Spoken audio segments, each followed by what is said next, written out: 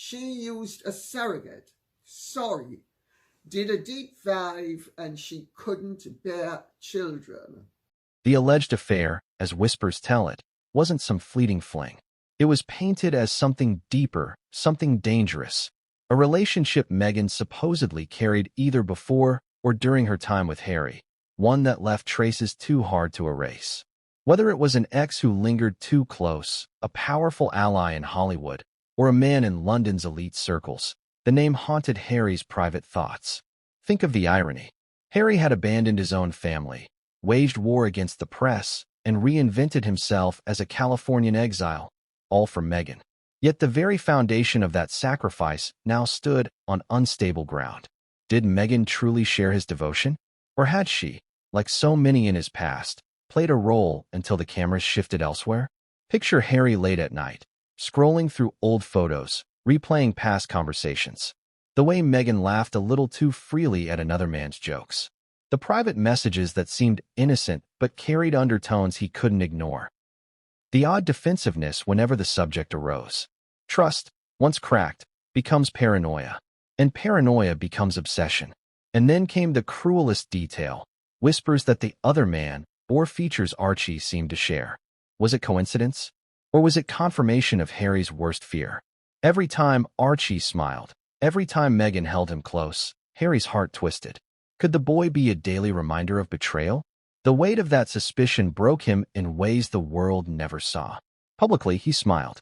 He played the role of doting father, supportive husband. But privately, he unraveled. He questioned Meghan. He lashed out in anger. He withdrew into silence. Friends say his eyes told the truth his mouth could not, a man consumed by doubt. And Meghan? Her responses only fueled the fire. Sometimes she laughed it off, accusing him of paranoia. Other times, she snapped back, enraged that he could even dare question her loyalty. But beneath the surface of her fury, there was always something unsettling, an avoidance, a refusal to give direct answers. Do you see the contradiction? The woman who preached transparency and authenticity suddenly cloaked herself in defensiveness and secrecy. The man who once defended her at all costs now found himself alone, wondering if he had been the fool all along. Let's ask the question directly. If Meghan did have an affair, what would that mean for Archie? What would that mean for Harry's marriage? And perhaps most dangerously, what would that mean for the monarchy, already teetering under scandal after scandal? Affairs are devastating enough in private marriages, but in royal unions, they become weapons. They shape narratives, destroy reputations, and alter history. Diana and Charles proved this decades ago, and now, history threatened to repeat itself with Harry and Meghan. Only this time, the stakes were higher because Archie's very identity was in question. So what did Harry do? He confronted her. He asked directly, eyes blazing, voice trembling, "Is there someone else?" And Meghan's answer, delivered not with reassurance but with icy defiance, didn't heal the wound. It made it bleed. She didn't crumble into tears, swearing her innocence. She didn't provide clarity or comfort. Instead, she shifted blame, turned the spotlight back on him, accused him of mistrust, paranoia, and cruelty. But to Harry, that wasn't an answer. It was avoidance. And avoidance, in his mind, was confirmation. The seed of suspicion had grown into a forest of doubt, and that forest began to consume him, chapter by chapter, year by year. Because once the possibility of betrayal takes root, every look, every word, every silence becomes evidence. Harry couldn't escape it. He couldn't unhear the whispers. He couldn't unsee the shadows. And then came the breaking point, the whispers of proof. Rumors that Harry had sought out quiet testing, that he had demanded evidence behind closed doors. And what he discovered, or perhaps what he failed to discover, left him sleepless for years. Because if there was proof, it wasn't clear. And if there wasn't proof, the absence itself was damning. And that's how suspicion spiraled into torment. But here's the cliffhanger. When Harry finally decided to uncover the truth scientifically, to face his greatest fear head-on, the results, or lack thereof, did not bring peace. They brought something far worse. Because what Harry learned next was not clarity. It was chaos, and it left him asking whether his son was truly his, or the child of another man. What if the very thing that defines a royal, blood, suddenly came into question? What if the sacred thread of lineage, the thread that ties crowns to legitimacy and fathers to sons, snapped under the weight of doubt? That's exactly what haunted Prince Harry as he stared at Archie, the boy the world believed was his, and wondered, does he truly carry my blood? The whispers of Meghan's alleged affair had already poisoned Harry's mind.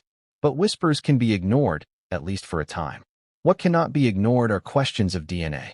The monarchy lives and dies by bloodlines. Titles, crowns, and power flow not from love or even law, but from the simple fact of shared blood. And when that blood is doubted, everything crumbles. Harry knew this better than anyone. He had lived his entire life under the shadow of doubt about his own paternity.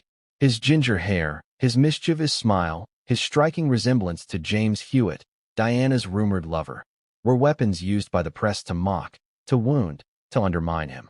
He grew up hearing that cruel nickname whispered behind his back, the love child. It shaped him. It scarred him. It hardened him. And so, when Archie was born, Harry faced a cruel echo of his own trauma. What if history was repeating itself? What if his own son would grow up hearing the same whispers, carrying the same scars? Worse, what if the whispers were true? In quiet moments, Harry could not escape the questions. Archie's features, his coloring, the timing of Meghan's alleged encounters, the secrecy surrounding the birth. It all combined into a fog of suspicion that clouded Harry's heart. So he did what men in his position rarely admit to doing. He considered the unthinkable. He considered testing. Now imagine the weight of that decision.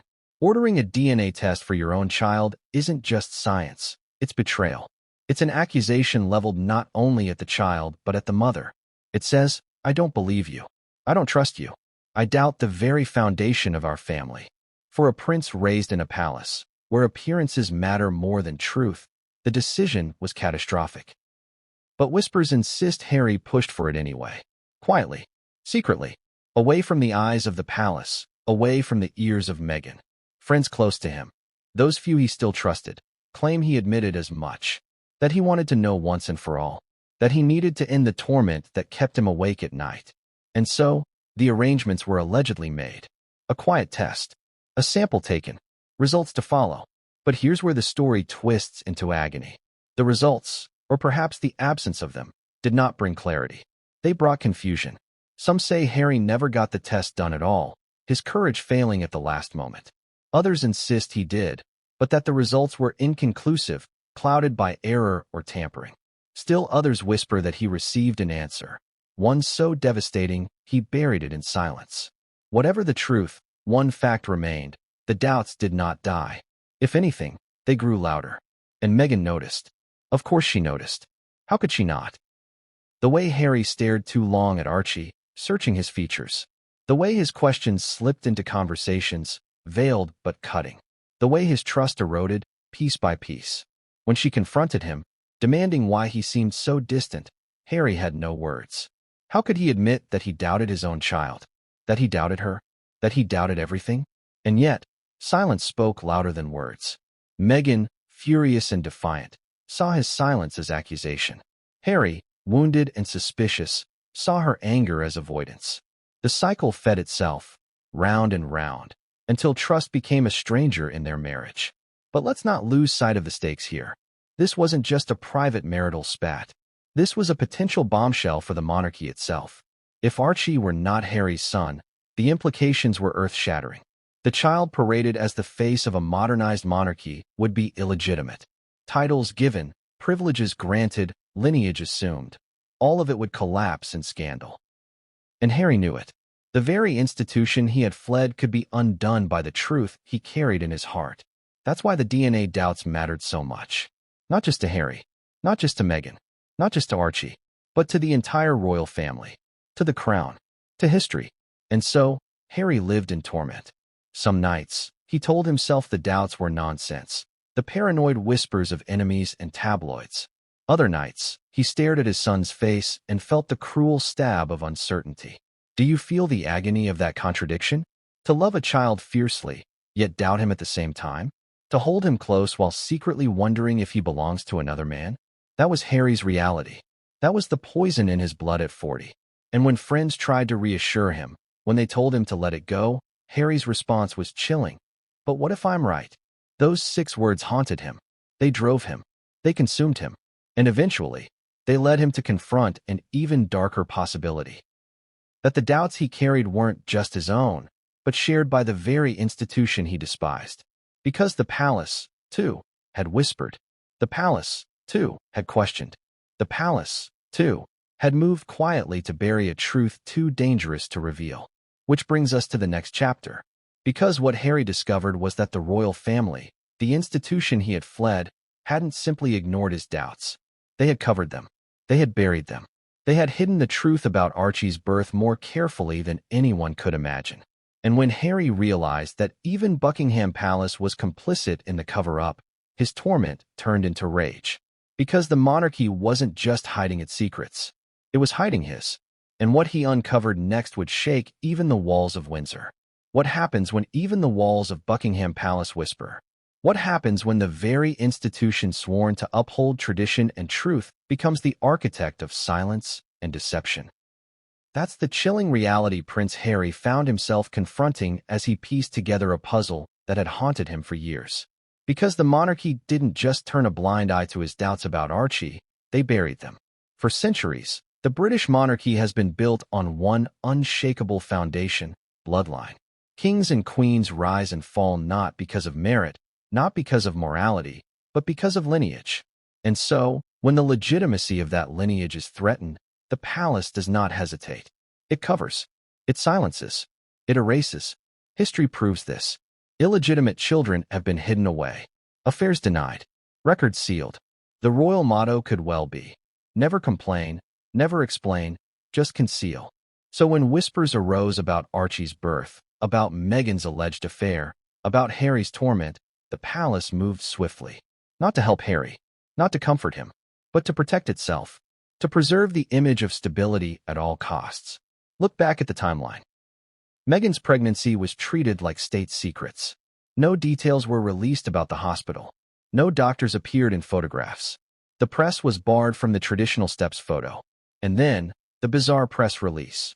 Buckingham Palace announcing Meghan was in labor, only to later admit Archie had already been born hours earlier. That was no simple miscommunication. That was choreography. A carefully planned diversion to control the story, to buy time, to ensure the truth remained out of reach. But the cover-up didn't stop at press releases. Behind closed doors, palace aides whispered their own doubts.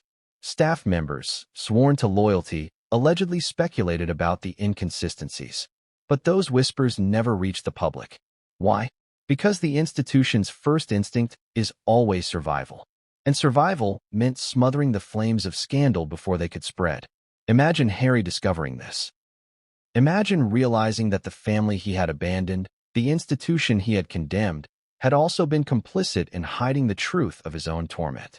He wasn't just battling personal doubt. He was battling a machine designed to erase that doubt from history. It wasn't the first time, either. The palace had a long, bloody history of cover-ups. Edward VIII's Nazi sympathies quietly brushed aside. Princess Margaret's forbidden love erased by duty. Even Diana's own confessions manipulated and silenced until the truth could no longer be contained. The royal family has always chosen image over honesty, power over transparency. And now, Harry was just the latest victim of that brutal calculus. But here's the cruel twist. In covering up the whispers, the palace only fed Harry's paranoia. Why, he asked, if everything was innocent, would they need to hide so much? Why so much secrecy? Why so many inconsistencies? The very act of concealment confirmed his fears. The more the palace smothered, the more Harry's doubts roared. And what does concealment breed? Conspiracy.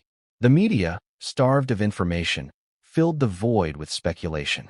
Was Meghan truly pregnant? Was a surrogate involved? Did Archie's features betray another man's blood? Every theory grew legs because the palace had shut its doors. Silence became suspicion, and suspicion became wildfire. Harry, caught in the middle, felt trapped. He hated the monarchy for its cruelty. He resented Meghan for her secrecy. He doubted Archie's paternity.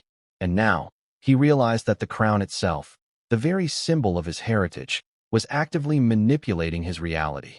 Picture the fury boiling inside him. The boy once mocked as illegitimate, now discovering that his own son's legitimacy was not just whispered about, but actively hidden. The irony was suffocating. The betrayal, unbearable. And so, Harry's anger grew. Not just at Meghan, not just at himself, but at the palace. Because in their desperation to protect the monarchy, they had sacrificed him. They had chosen silence over support. They had left him to drown in doubt, all to preserve the illusion of a perfect royal family. But illusions don't last. They crack. And Harry was the crack in the crown. Here's the question we must ask. If the palace had nothing to hide, why hide at all? Why bend timelines? Why bar tradition? Why scramble press releases? Why silence staff? Why bury whispers? The answer is chillingly simple. Because the truth was too dangerous. And that truth, Harry suspected, was this: Archie's paternity was not beyond question.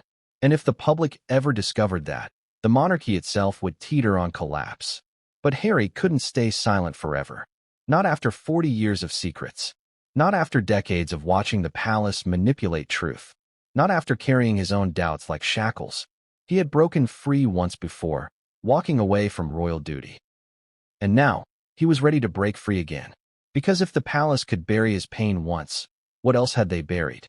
What else had they erased? What else had they hidden from him and from the world? And when Harry finally dug deeper, when he peeled back the layers of secrecy, he uncovered not just whispers, but proof. Proof that the palace knew more than it ever admitted. Proof that his torment had been silently catalogued in private memos and hushed conversations.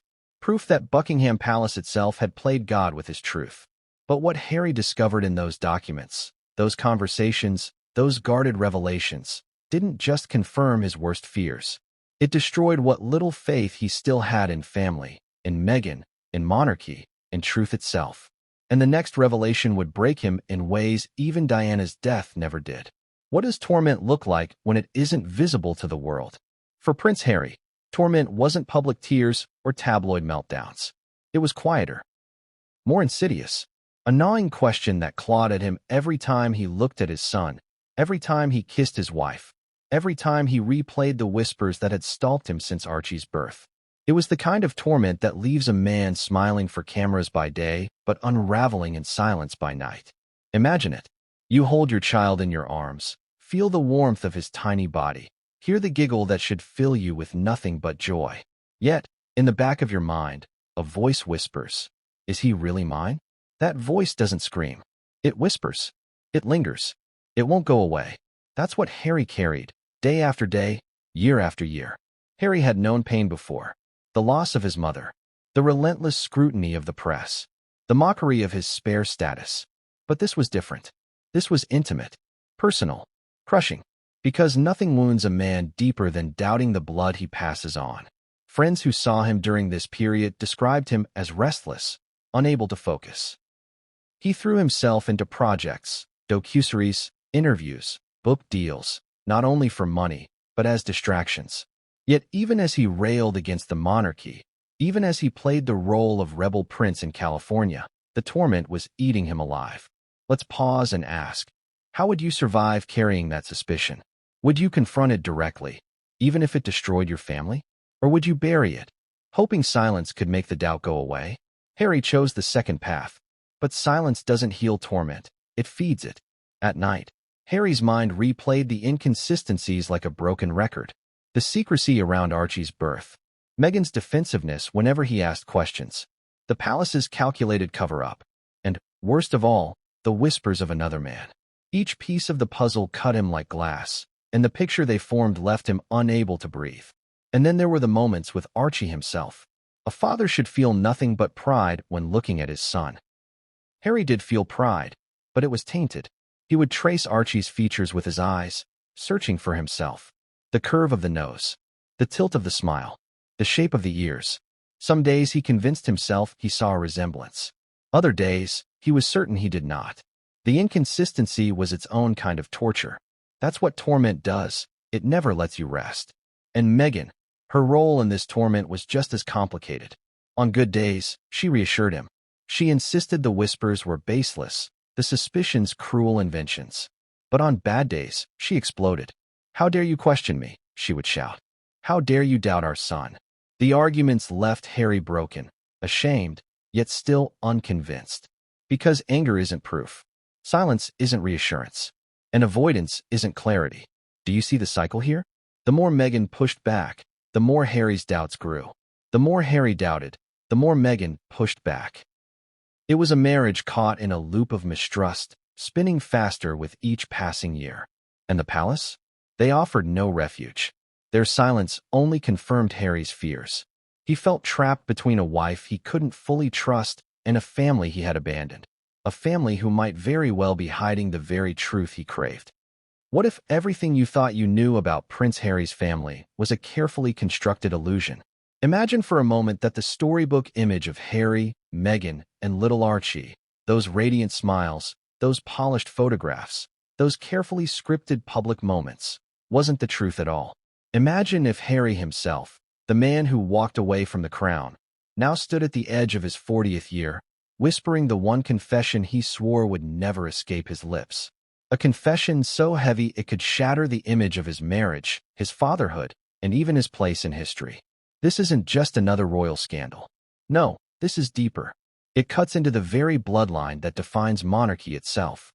Because what Harry has carried, hidden for decades, is the gnawing suspicion that Archie Harrison, his own son, may not be his blood. And even darker still, that Meghan Markle, the woman who once promised him liberation, may have given her heart, and perhaps more, to another man. Before we continue, please hit the like button, subscribe to the channel, and turn on the notification bell for updates. But why now? Why does Harry, at 40, feel compelled to peel back the curtain on his carefully guarded private torment? That's the question that lingers in every whisper, every raised eyebrow, every frantic page of tabloid speculation. And it's the question you must ask yourself right now.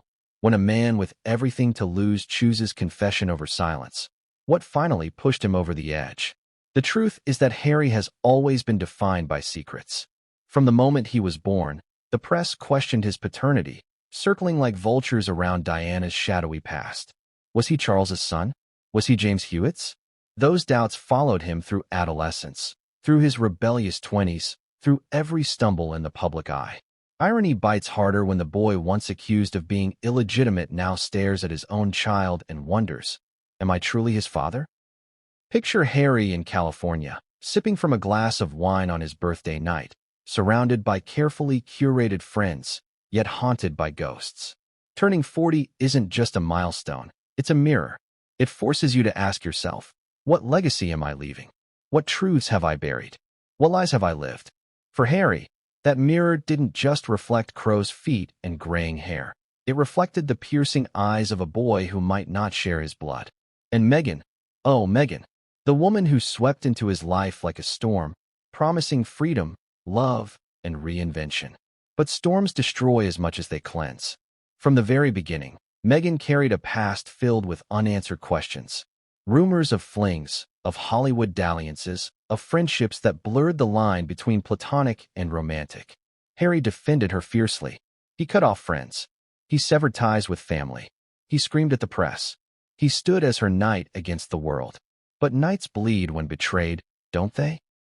And betrayal, whether imagined or real, leaves scars no crown can cover. Let's pause here and ask, what would you do if you doubted the paternity of your own child? Would you demand the truth at any cost? Or would you bury that question so deep it suffocated you silently every night?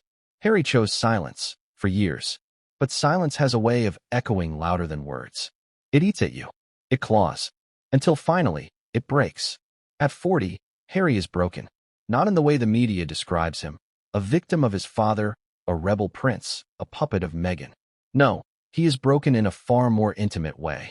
The way a man is broken when he looks at his child and feels love, yet cannot silence the whisper, what if? The way a husband is broken when he kisses his wife and tastes loyalty, yet remembers the gossip. She wasn't only yours. And let us not forget, the stakes here are not just personal. They are royal. Because if Archie is not Harry's son, what does that mean for succession? For titles? For the monarchy itself? Bloodlines matter in palaces where crowns weigh more than truth. The House of Windsor is built not on love stories, but on legitimacy. And if that legitimacy falters, The empire trembles. Harry's 40th year became the turning point. No more excuses. No more distractions. No more pretending. His voice quivered. His hands shook. But he spoke the words out loud for the first time. To a friend. To a confidant. And now, whispers suggest, to the world. But here's the twist. This isn't just Harry's pain. This is a storm that could engulf everyone around him. Meghan's reputation, already fragile, could be obliterated.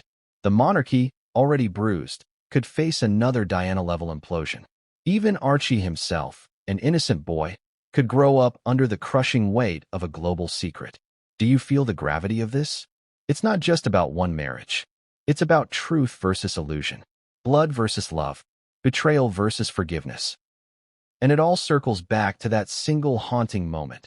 Harry, staring into the mirror at 40, whispering to himself, I can't keep this hidden anymore. But what comes next? That's where the real story begins. Because once a secret is spoken, it cannot be unsaid. Once suspicion is admitted, it grows teeth. Once betrayal is considered, trust is shattered. And so, with everything at stake, Harry finally opened his mouth to reveal what he had been hiding for decades. But what he said next didn't just shock Meghan. It didn't just shock his family. It threatened to rewrite the entire story of the modern monarchy. And no one, absolutely no one, saw it coming. Why does turning 40 feel like standing at the edge of a cliff? For most men, it's a milestone. A moment to pause, to take stock, to measure what has been achieved and what has been lost. But for Prince Harry, 40 wasn't just a birthday. It was a reckoning. A crossroads where decades of hidden truths pressed down like a storm waiting to break. And the heaviest truth of all, the gnawing suspicion that the child he calls his son might not share his blood. Think about this for a moment. You've lived for decades under relentless scrutiny. Your every move dissected, your every word twisted, your every mistake broadcast across the world. You've carried the burden of a last name that doesn't just identify you, it imprisons you. And then, at the moment where most men might be blowing out candles and laughing with friends, you find yourself asking, what if my entire legacy is built on a lie? That's where Harry found himself. The weight of turning 40 didn't arrive suddenly. It had been creeping in for years, whispered in the corners of family gatherings, lurking in late-night arguments, surfacing in those long silences when Meghan looked away instead of answering. 40 was merely the breaking point, the moment when the facade finally cracked. Let's rewind for a second. Harry has always been haunted by the question of paternity, his own. Remember those endless comparisons between him and James Hewitt, his mother's rumored lover? The red hair, the mischievous grin, the questions no child should ever have to hear whispered in the schoolyard.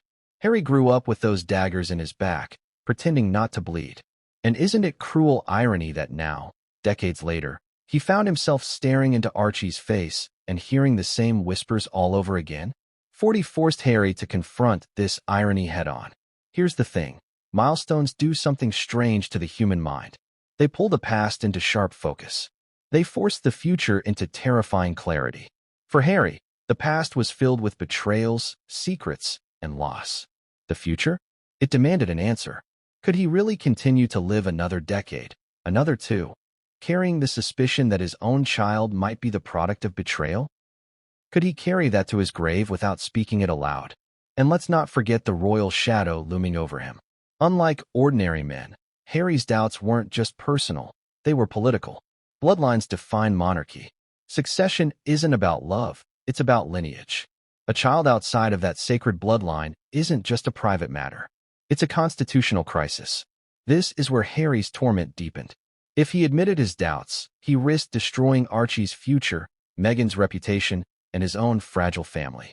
If he kept silent, he would destroy himself from the inside out. So what do you do when you're damned if you speak and damned if you don't? You stall. You bury it.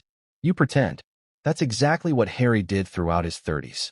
He poured himself into causes, into interviews, into documentaries, into blaming the monarchy for every wound in his life. But beneath the noise, beneath the carefully curated speeches, was a man suffocating on an unspoken truth. 40 brought silence to an end. Picture the scene.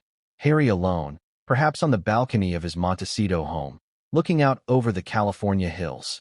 The sun is setting, painting the sky in gold and crimson. It should be peaceful. It should feel like freedom. But inside, he's unraveling. Because the life he built, far from the palace, far from the crown, still carries the weight of one question he cannot shake. Is Archie really mine? And if you think this is mere paranoia, consider the timing. Meghan's pregnancy was shrouded in secrecy from the very beginning. The hospital details were hidden, the press barred, the photos staged. Royal watchers at the time asked questions, and those questions never truly disappeared. Harry defended her fiercely, but as the years passed, defending turned into doubting. And doubt, once it creeps in, never leaves. It festers. This is where the weight of turning 40 crushed him. A man can survive public humiliation. He can survive estrangement from family. He can even survive exile from a crown. But can he survive doubting the paternity of his own child? That's the torment Harry carried into his 40th year. So ask yourself this: what would you do? Would you demand the truth, no matter how ugly? Would you order a DNA test, even if it shattered your family? Or would you live the lie, smile for the cameras, and hope the whispers never reached your son's ears? Harry chose something in between. Silence. Half-truths. Quiet confessions to people he trusted. But silence isn't neutral, it poisons. And at 40, that poison had spread too far. His friends noticed. His family noticed.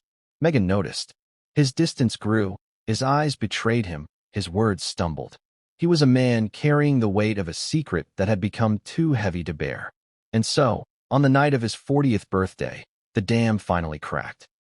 The man who once swore he'd protect Meghan at all costs, the man who once shouted down the press, the man who once believed in fairy tale endings, finally whispered his darkest fear out loud. But the words he spoke weren't just a confession. They were a spark that would ignite everything around him. Because once you open the door to truth, you can never close it again. And the next step Harry took didn't just test his marriage. It tested the very foundation of the monarchy itself. But what he did next, no one was prepared for. What if the fairy tale you were sold was never real in the first place? What if the images that circled the globe, the smiling couple, the proud new parents, the swaddled infant held before cameras, were nothing more than a carefully staged production, orchestrated not to reveal the truth, but to conceal it? That's the question that hovers like a ghost over Archie Harrison's birth. A question that grows sharper when you retrace the steps of those chaotic weeks in 2019. When Meghan Markle gave birth to Archie, it should have been a moment of pure joy, the continuation of a royal storybook. But almost immediately, something fell off. Too many details didn't add up.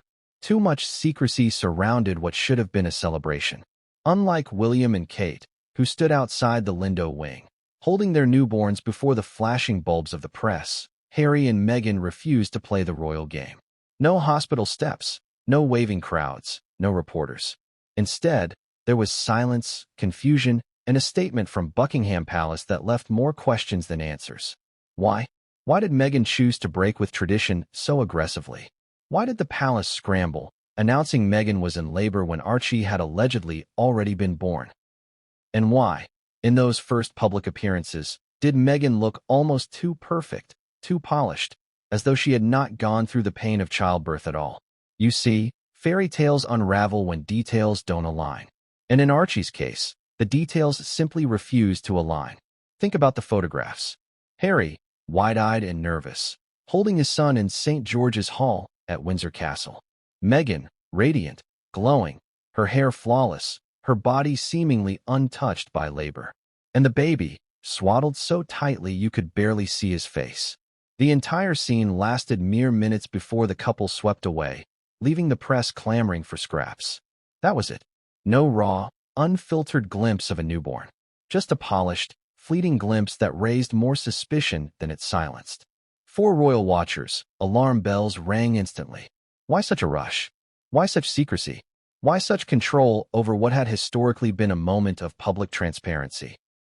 Harry and Meghan defended their choices, claiming they wanted privacy, that they wanted to protect their child. But critics whispered another explanation. Perhaps privacy was a convenient shield. Perhaps something about Archie's arrival couldn't withstand the scrutiny of flashing cameras and relentless questions. And here's where the speculation sharpens like a blade. Was Archie truly born at all in the way the palace claimed? Or was his story, his very existence, crafted with careful hands, built on half-truths, omissions, and stagecraft? Let's go deeper.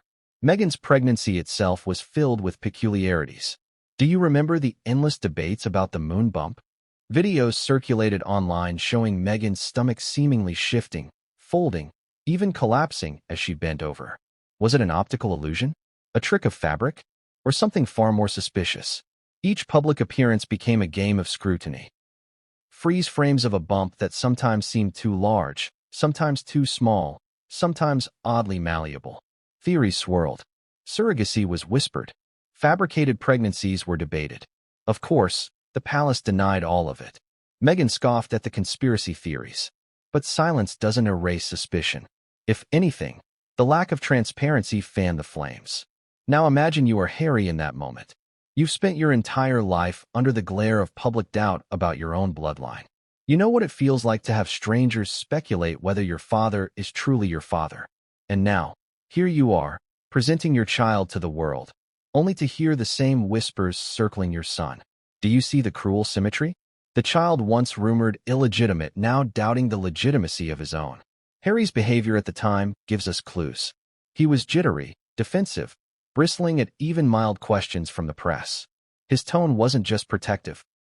It was almost panicked, as though the slightest probe could rip open a truth he couldn't allow to escape. Meghan, too, seemed hyper-aware, smiling tightly, controlling every angle, every word. And the palace? They issued awkward, stilted statements.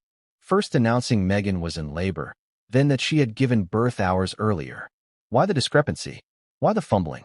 For an institution obsessed with precision and control, those missteps weren't accidents. They were cover. This is where the fairy tale fractures. Because when a story is true, it flows. It makes sense. It holds together under scrutiny. But when a story is fabricated, it leaks. And Archie's birth leaked suspicion at every seam. Ask yourself, why were the doctors' names so carefully concealed? Why was the hospital never confirmed with certainty? Why did Meghan avoid the traditional photo op, claiming she wanted privacy, only to later sign multi-million-dollar deals that sold her private life to the highest bidder? Privacy when convenient. Exposure when profitable. Does that sound like consistency or strategy?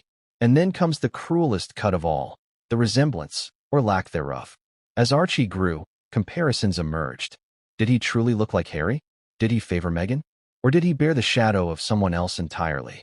The whispers of another man began to sharpen, first as gossip, then as suspicion, then as an open wound in Harry's heart. Now pause. Put yourself in his shoes. You are a prince stripped of titles, a husband accused of being manipulated, a man doubted by his own family. And then, as your son grows, you can't escape the echo of whispers. He doesn't look like you. He doesn't carry your blood. Do you confront it? Do you demand answers? Or do you smile for the cameras, clutch your son tightly, and pretend you can't hear the whispers?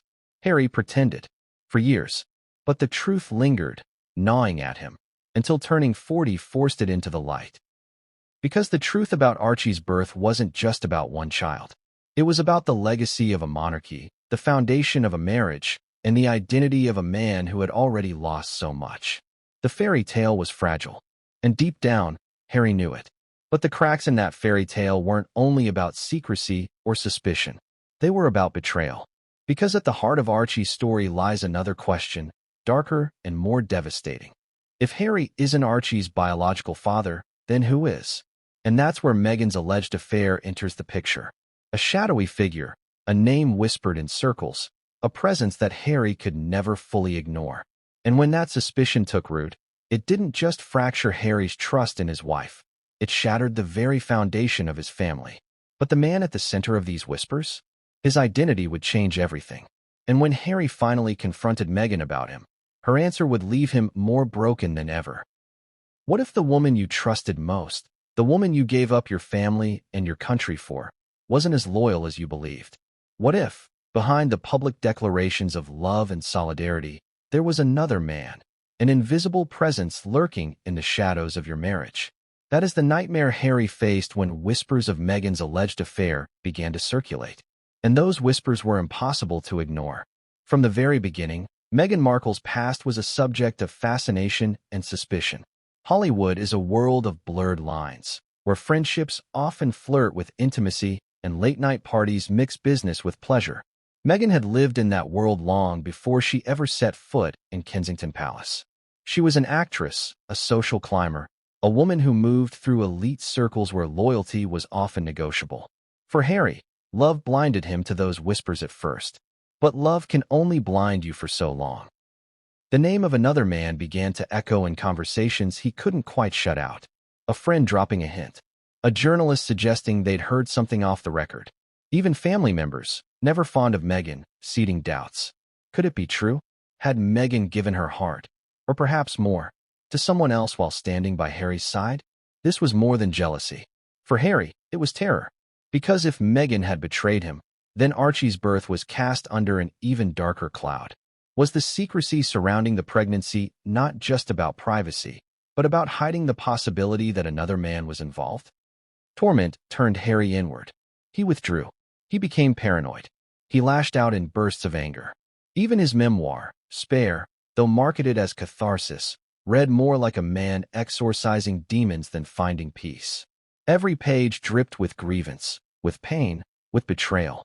But between the lines, if you read carefully, you could sense the deeper torment, the unspoken doubt about his son, the wound he could never put into words. Think of the irony. Harry fled the monarchy to protect his family from scrutiny. Yet in doing so, he created a new prison for himself. A prison where the jailer wasn't the crown or the press, but his own suspicion. That's the cruelest torment of all. To love a child, yet doubt him. To defend a wife, yet suspect her. To abandon a family, yet wonder if you were right to do so. And then, Meghan delivered the ultimatum that drove the knife deeper. Either you stop questioning me, she said, or this marriage cannot survive. Harry was trapped. If he silenced his doubts, he betrayed himself. If he voiced them, he risked losing the woman he sacrificed everything for. Which would you choose? Harry chose silence, again, but it wasn't peace. It was paralysis. And that paralysis left him teetering at the edge of collapse. Because torment, left unchecked, always escalates.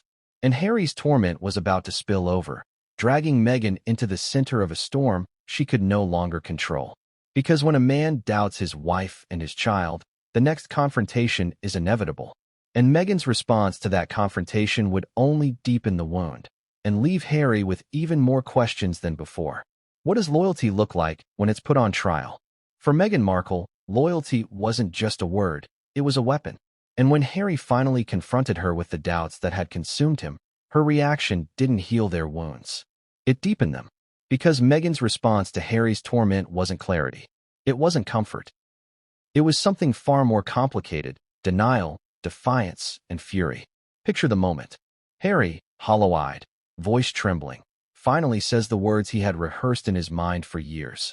Meghan, is there someone else? Is Archie really mine? That's not just a question, it's an earthquake.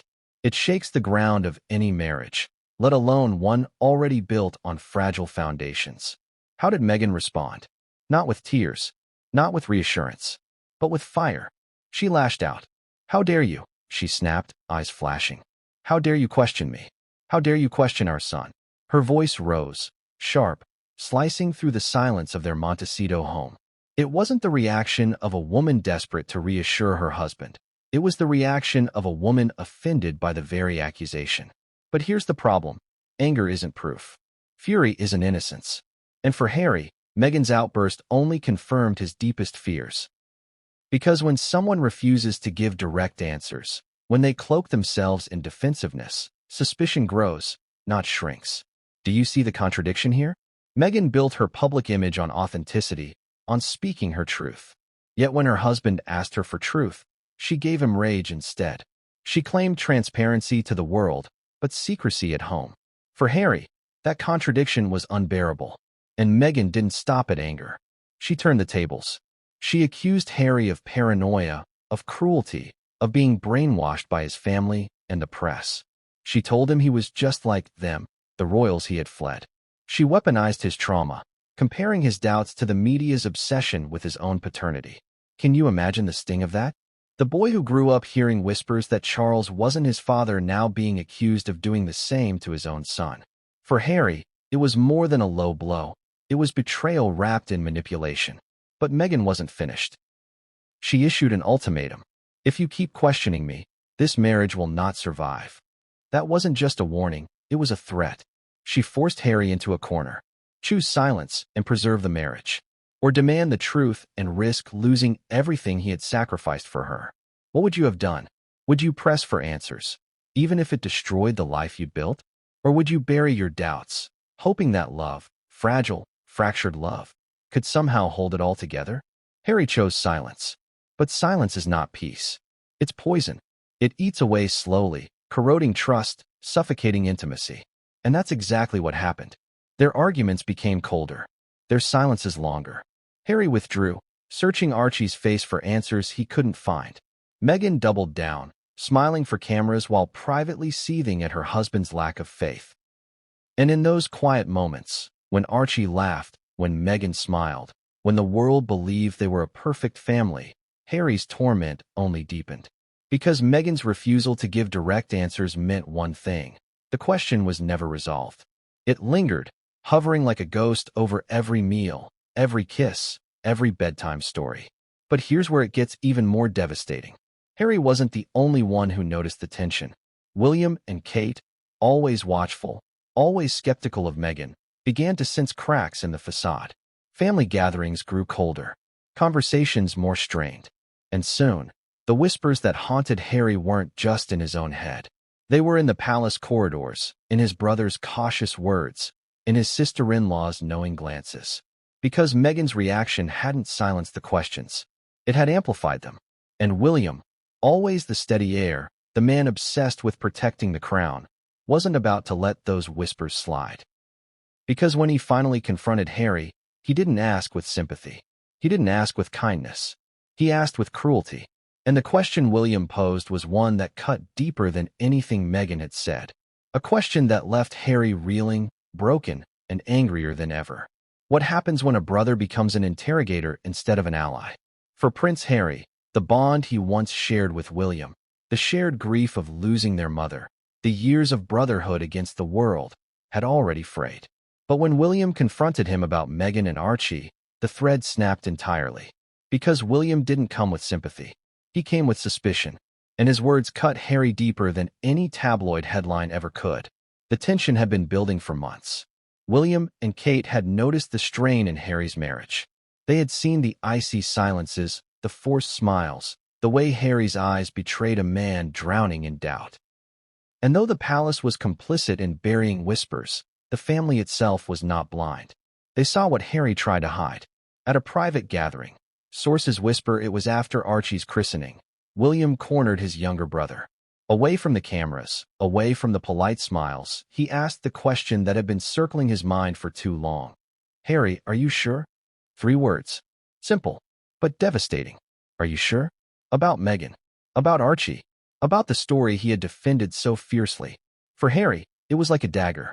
Because those 3 words didn't just echo his own private doubts. They confirmed them. If even William suspected, then the whispers weren't just in Harry's head. They were everywhere. And Kate, ever the diplomat, ever the quiet observer, was no comfort either. She watched Harry with those piercing eyes that had learned from years at William's side how to read people without speaking. When Harry avoided her gaze, she said nothing. But silence is its own kind of judgment. To Harry, her silence screamed louder than William's question. Let's pause here. Imagine being Harry. You've sacrificed everything for Meghan. You've defended her against family, press, even your own blood. And now, your brother, the man who knows you better than anyone, asks if you're sure your son is truly yours. Could there be any cruelty greater than that? Harry exploded. His voice shook with rage. "How dare you," he spat. "How dare you question my family, my wife, my son?" But even as he said it, even as he roared with defiance, he knew the truth. William hadn't planted doubt. He had merely confirmed the doubt already blooming in Harry's mind. And William didn't back down. He pressed harder. "You've been acting like a man with something to hide. Meghan's story doesn't add up. People talk, Harry. They always do. And what they're saying." William let the words hang, heavy, poisonous. Harry's fury turned to panic. He wasn't just battling whispers anymore. He was battling his own family's suspicion. The safe walls of brotherhood had crumbled. Now he was cornered, judged, exposed. And Kate? She finally spoke, her voice calm, almost too calm. "Harry, you deserve peace. But you won't find it if you keep running from the truth." Not an accusation, not a defense, just a chilling suggestion that even she, the peacemaker, believed there was truth buried beneath Meghan's carefully crafted narrative. This was betrayal layered upon betrayal. Meghan's defensiveness had wounded Harry, but William's confrontation destroyed him, because it proved that doubt had spread beyond his marriage, beyond his mind, into the very core of the family he had abandoned. And the irony? Harry had left the monarchy to protect Meghan from this very judgment. He had turned his back on William, Kate, and the crown to shield her. And yet, here he was, standing before his brother, accused of defending a lie. The confrontation ended in silence, heavy and suffocating. William turned away, shaking his head. Kate followed, her face unreadable. And Harry was left standing alone, his heart pounding, his doubts roaring louder than ever. Do you see the tragedy here? A brotherhood once bound by love and loss, now torn apart by suspicion and betrayal. A man who had always feared illegitimacy, now facing it in the most personal way. And if William's words weren't enough, the next blow would come from an even higher place. Because while William questioned Harry's truth, King Charles chose silence. And silence, in this case, was louder than any accusation. Because what father remains silent when his son is drowning? Unless he, too, has something to hide. What kind of father watches his son sink under the weight of doubt and says nothing? For Prince Harry, the most painful betrayal wasn't William's cruelty, nor Meghan's defensiveness. It was King Charles's silence. Because silence, when spoken by a monarch, isn't absence. It's strategy. And in this case, it was devastating. Harry grew up in the shadow of his father's silences. Charles was never the affectionate parent Diana had been. Where Diana had been warmth, Charles had been distance. Where Diana had been truth, Charles had been duty. And after her death, Harry clung to the hope that somewhere under Charles's rigid exterior was a man who loved him, not just a monarch who tolerated him. But as an adult, Harry found that Charles's silence was not love withheld. It was a weapon. So when the whispers about Archie began to spread, when William confronted Harry, when Meghan lashed back, Harry turned, perhaps foolishly, to his father. If anyone could cut through the noise, surely it would be the king. Surely Charles, who had lived through whispers of his own illegitimacy, who had endured scandal after scandal, would understand. Surely he would offer clarity, comfort, something. But Charles offered nothing. No reassurance. No denial. No advice. Just silence. Do you see the cruel irony? Harry had spent decades hearing that he wasn't Charles's son, that he was the product of Diana's affair with James Hewitt. He had endured schoolyard taunts, tabloid mockery, even public humiliation over it. And now, when his own child's paternity was in question, Charles remained mute. He could have looked Harry in the eye and said, "I know what you're feeling. I lived it. Archie is yours." But he didn't. He chose to say nothing at all. Why? Was it coldness? Was it shame? Or was it something darker? Think about this. Charles has always been obsessed with preserving the monarchy. He sacrificed love for duty. He endured scandal after scandal because the crown demanded survival. If Archie's paternity were in doubt, Charles's silence wasn't negligence, it was calculation. Acknowledging the whispers, even privately, would give them power. Better to smother them, to bury them, to let Harry drown in doubt than to risk the monarchy itself being stained. And Harry knew it. He recognized that his father wasn't silent because he didn't care. He was silent because he cared more about the crown than about his son. That realization broke Harry in ways the press never could. Picture Harry confronting Charles. His voice tight, his eyes red. "Dad, I need to know. Is Archie mine? Do you believe me?" And Charles, stiff-backed, expression frozen, responds with nothing but a long pause, a deep sigh, and the empty platitudes of a king avoiding scandal. "Harry, these things are best left unspoken." Best left unspoken. Words that confirmed Harry's deepest fear, that even his father didn't believe, or worse, didn't care. This silence wasn't neutral. It was betrayal. It told Harry that he was alone, that neither his wife, nor his brother, nor his father would give him truth. that the crown itself demanded he carry his torment in silence, just as Charles had carried his own whispers for decades. But here's the truth about silence. It doesn't kill a scandal. It feeds it. The press picked up on Charles's refusal to speak. Courtiers whispered of private arguments. Royal watchers noted the distance between father and son, the stiffness in public appearances. And Harry, watching it all unfold, realized something horrifying. Charles's silence wasn't just about protecting the crown. It was about protecting himself. Because Charles knew that if Archie's paternity was questioned, the comparisons to Harry's own illegitimacy would resurface. Old wounds, old scandals, old whispers. Charles wasn't shielding Harry. He was shielding Charles. And so, Harry's torment deepened. He had once believed his father's coldness was simply a failure of love. But now he saw it for what it was, a choice. A deliberate silence to protect the monarchy, no matter the cost. Ask yourself, what wounds a son more? A father who speaks harshly? Or a father who says nothing at all? Harry got his answer.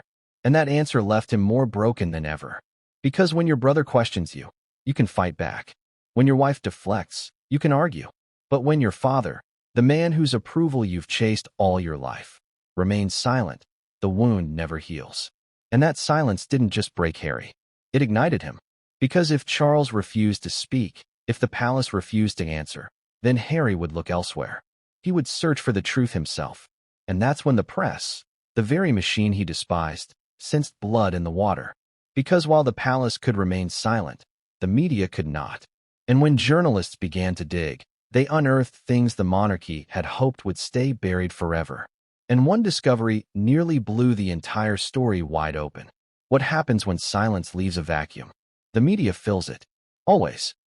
And in Harry's case, the silence of the palace, the silence of Meghan, the silence of Charles, it all created the perfect storm for journalists to dig, speculate, and publish what the monarchy dared not say aloud. Because if Buckingham Palace specializes in burying secrets, the press specializes in digging them up.